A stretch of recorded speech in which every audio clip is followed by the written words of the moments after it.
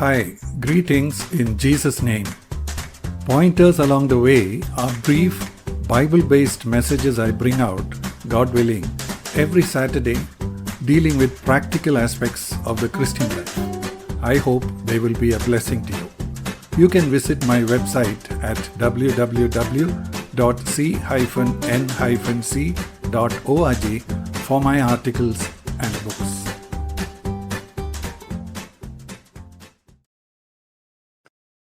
This is pointer number 986, and its title is Unreasonable Debates. We know that for any debate to succeed, both sides should aim at reaching the truth. This means that both sides may have to concede some mistakes or wrong ideas and also accept new ideas from the other. But our fallen human nature is such that most people are only interested in telling others what they think and not in listening or learning from the others. Even when we watch some of the well-known people debate theological issues, the sad thing to see is that when their turn comes, many times both keep saying what they had come prepared with. They don't seem to make any serious attempt to consider what the other has said, modify what they had wrongly assumed, and adapt to the truth. Another thing that happens when it comes to doctrinal issues in a church is that many people take a black or white approach. For example, someone says there should not be any use of musical instruments in the church because the New Testament does not directly ask us to use them. Then the church gets divided. One leader has a particular interpretation of a verse, and anyone who disagrees has a spirit of rebellion. We may think that these are extreme examples, but these show our fallen nature.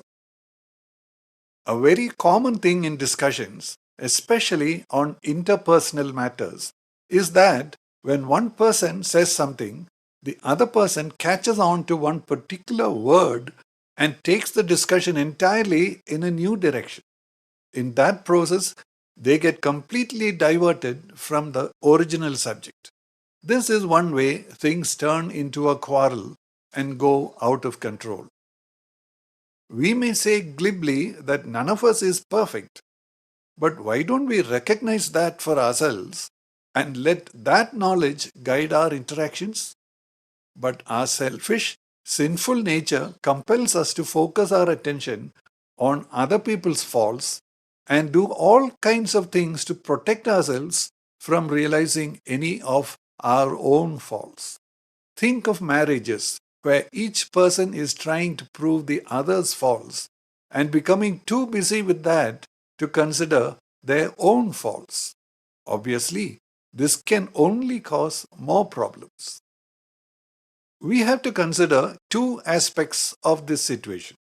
The first thing is to be able to survive in our life together with other people. The second is to make progress in our own life and to constantly improve our relationship with others.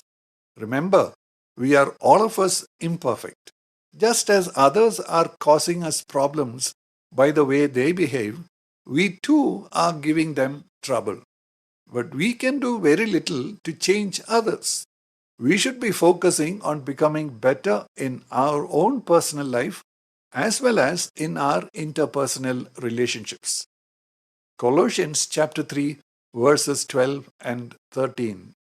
So, as those who have been chosen of God, holy and beloved, put on a heart of compassion, kindness, humility, gentleness, and patience, bearing with one another and forgiving each other, whoever has a complaint against anyone. Just as the Lord forgave you, so also should you. Much of this needs to happen in our debates and discussions, doesn't it? Let us be eager to learn. May the Lord bless you in your life as you have listened to these words. Thank you.